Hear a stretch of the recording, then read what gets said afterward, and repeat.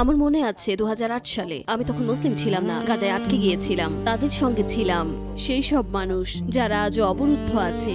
আউযুবিল্লাহ। তখন রমজান মাস চলছিল আর আমি দেখলাম মানুষজন একজন আরেকজনের উপকার করছিল, যদিও তারা গরিব ছিল। তো আমি একদিন ভাবলাম আমিও কিছু ভালো কাজ করি, কিছু ভেড়ার মাংস দিই রাফা শরণার্থী ক্যাম্পের এক পরিবারকে। তো আমি খাবারটা এক মুসলিম পরিবারের কাছে নিয়ে গেলাম। একজন মা দরজা খুলে বললেন, স্বাগতম, আসসালামু আলাইকুম। তার মধ্যে এত আলো নূর, থাকতেন ছোট্ট ঘরে, না খাওয়ার কিছু না পানির ব্যবস্থা। তাকে জিজ্ঞেস করলাম, আপনি কেন রোজা রাখছেন? আমি মনে করি না আপনার স্রষ্টা আপনাকে ভালোবাসেন। বলতে খারাপ লাগছে, কিন্তু আমি মনে করি না। তিনি কেন আপনাকে গাজাবাসী বানিয়েছেন? মাসের 30 দিন তৃষ্ণার্ত রাখেন, আর 31তম দিনেও কি পানি খেতে পারছেন? তিনি বললেন, না, পানি নেই। বললাম, তাহলে কি লাভ? এখানে 30 দিন গাজায় আপনি না খেয়ে থাকেন, 31 তারিখে কি আপনার ফ্রিজ ভর্তি থাকে? তিনি বললেন, না, থাকবে না। আমি বললাম, তাহলে আপনার স্রষ্টা আপনাকে ভালোবাসেন না। বললাম, রোজা রাখার একটাও ভালো কারণ বলুন তো। আর একদম খালি ঘরে বসে তিনি বললেন, আমি রোজা রাখি গরিবদের কথা মনে রাখার জন্য।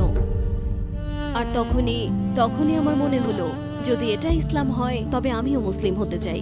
কারণ এটা এমন ধর্ম যেখানে স্রষ্টা আপনাকে কিছু না দিলেও তার প্রতি বিশ্বাস রেখে কৃতজ্ঞ থাকা যায়। এমন বিশ্বাস আছে যেখানে এক বাটি খাবার থাকলেও অপরিচিত কাউকে দেয়া যায়।